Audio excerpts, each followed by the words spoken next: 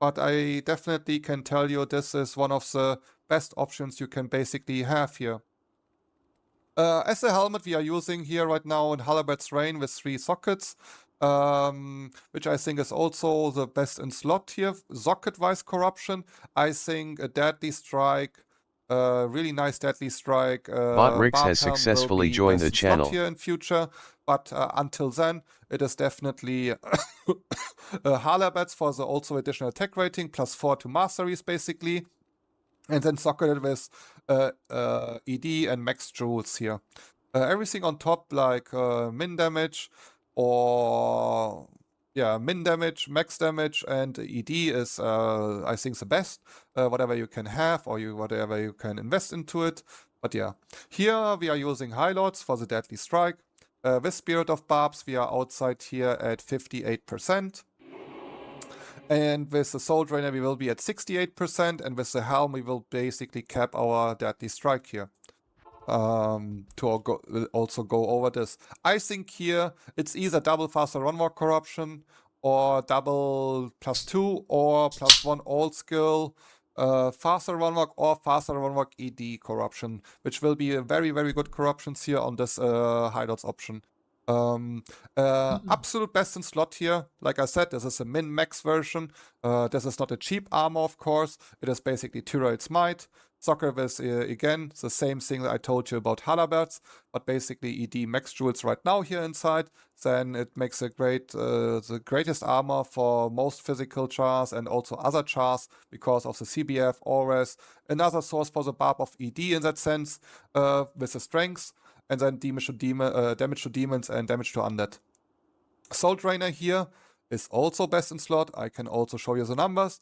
Soul Drainer is beating Steel Rends by a couple percentage. We checked everything by numbers.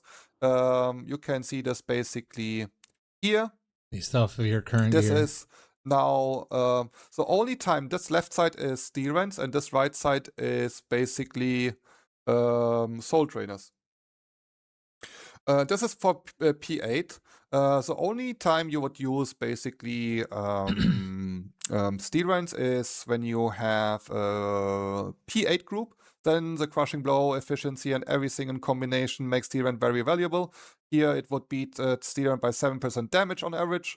But seeing the numbers for solo mapping, it is definitely Soul Drainers here.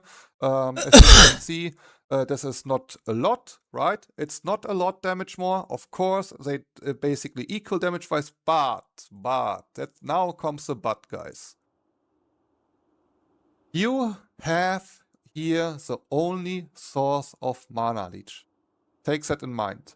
You can get it on a ring if you don't want to use the BK, etc. But basically, if you have already the numbers in front of you, and it's dealing more damage. Plus, you need to consider also the ranges of Steel Rend here from 10 to 20, double time for the Crushing Blow affixes, and the strengths, they have large ranges. So to hit like max roll Steel Rends plus a Deadly Strike, corruption, etc. will make it a really chase item, but I can tell you, use Soul Drainers with a Deadly Strike corruption because you have a lot more freedom to use Soul Drainers, a lot more freedom to basically equip your other gear options here. Best in slot here, Wisp. Also, I think String is best in slot. We are right now at 18% life leech. You can also go for Verdungos, or even a nice combination would be also Sigurds, if you would like to. It's up to you. I didn't bother now to get the Sigurds or whatever in that sense, but every option is here great. Here, this ring is pretty good. Min-max, faster run walk, Mana Leech, Life Leech, whatever you can hand off. Resistance are not so important, but they are good to have in that sense. Gore Riders also best in slot here. I would go basically here faster run walk, faster run walk, faster run walk, faster run walk corruptions, which is then 30, 45. And here also at least one, which is 55. So we would basically reach here 223 run walks. That's a pretty good a number for the run walk, because I myself are always a Velvet lover. At a certain point, the diminishing returns on faster run walk are basically so huge that stacking more faster run walk makes it not any more valuable. And here we are using only mastery faster run walk grand charms. Here we are using faster run walk max attack rating small charms, an Annihilus, and a Barb torch. On swap, we are using Ondals to bow ourselves, which gives you +5 to all skills. Take that also in mind. And yeah. Merc-wise, we are using Act 1 Viger, because Viger provides a huge bonus to faster run walk. Mist, for the concentration hour. Not only is Mist cheaper than Phase, but Mist provides you, I think it's minus 10% damage in relation, like compared to Phase. Yeah. Not only is it cheaper Mist, but secondly, why we are using Mist over Phase is basically the huge attack rating. I think it's like 60% more attack rating bonus that you grant, that Mist is granting from the concentration or in comparison to Phase. So take that also in mind. Here we are using just a Vampire Gaze, Templar Smite also for the Might Aura. Here you would use basically, still forgetting to swap that out, but Banner Slot.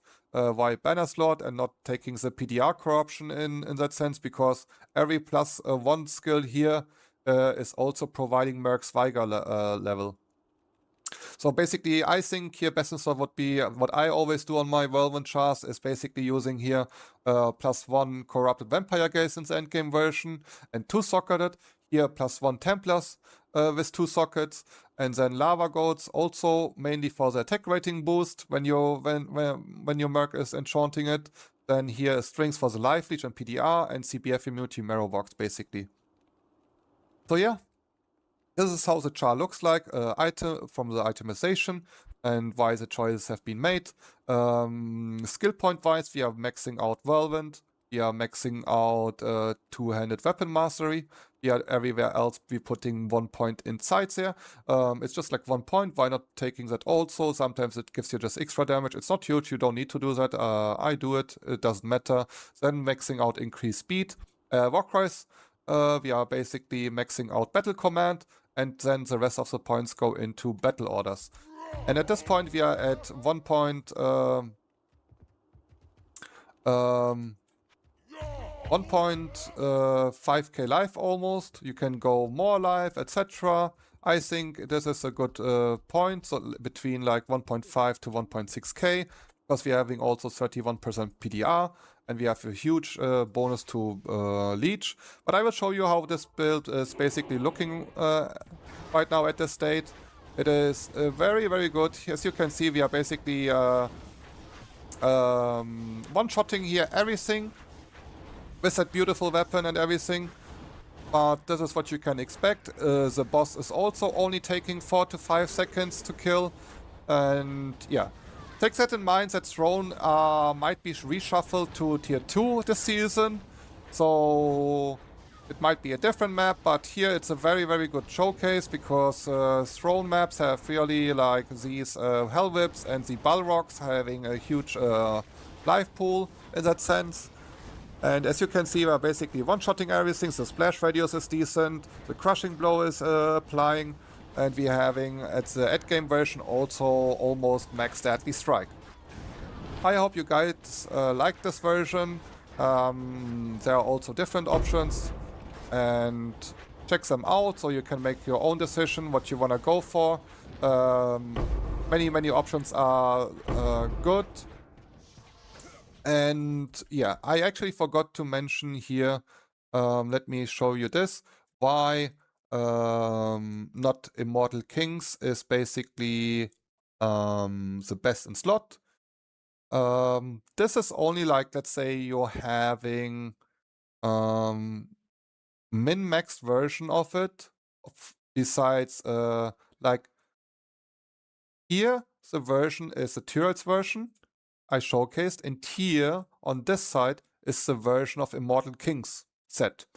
This is now basically min-maxed everything with jewels, etc., etc. Not the even with the corruptions, etc. But this is basically showing you by the numbers. We really did that for a couple of hours later, discussed everything with Mark, with Jibril, with other homies like Luna, John, etc. And the number is pretty significant. We are basically at that this version, which is an absolute min-max version. Yes, it is way more expensive. But if you want to go for the pass to go for the min-max version, this is the way to go. And by numbers-wise, it will be around 23% more damage than the Immortal Kings version. So please take that in mind.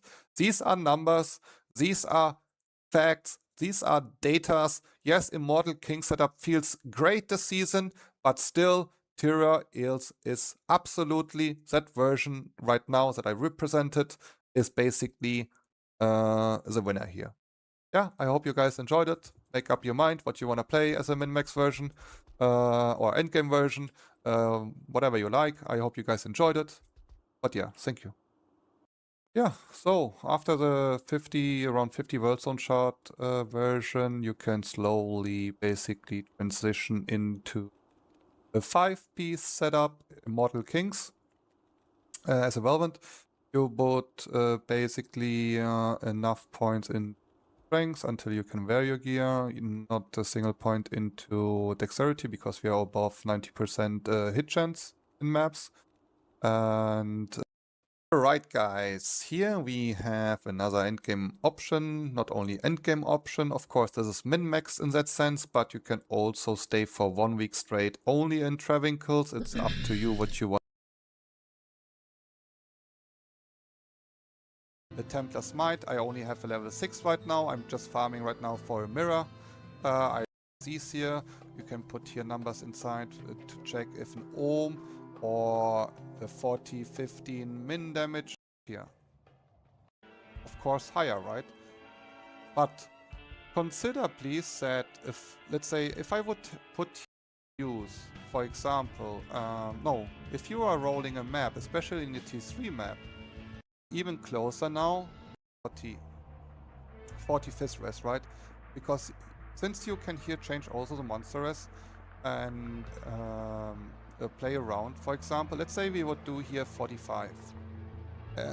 So we are getting even closer now where soul drainers are affecting the enemy physical resistance. So the higher the res goes, the higher or the closer the damage will go. And since we are basically almost here equal without having the ED slam, in most occasions it is actually around 35 res after checking all the maps. It is right now the Soul Drainer as a winner. But if you want to use, for example, if you are rolling a map, especially in the T3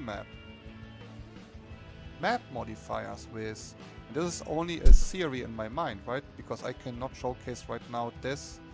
By numbers, I mean, I could do that with 20% more life, etc. But if you would run a map on T3s or Tier 2s with extra monster life, that damage of the Crushing Blow and Crushing Blow efficiency is like, of course, higher, right? But consider please that if, let's say, if I would put here the number of the ED slam on it, because in my setup I have that distract max, right? If I would use a 40% -4 res soul drainers, I am doing for, and the price of these are, soul drainers are 10 Hirons plus, by the way. I would do almost equal damage here. So right now for me, to see these numbers, it is not worth to use these soul drainers. It is worth to use them if you cannot get your hands on the mana leech resource, right? If you can get nowhere the mana leech resource, you should definitely consider using soul drainers because they don't take too much from each other, right? So don't be irritated that I'm using soul drainers and Sigurds. Benefit is you have higher defense. It is not way much You have also a little bit more damage. You have a little bit more crushing blow efficiency with the first hit initial.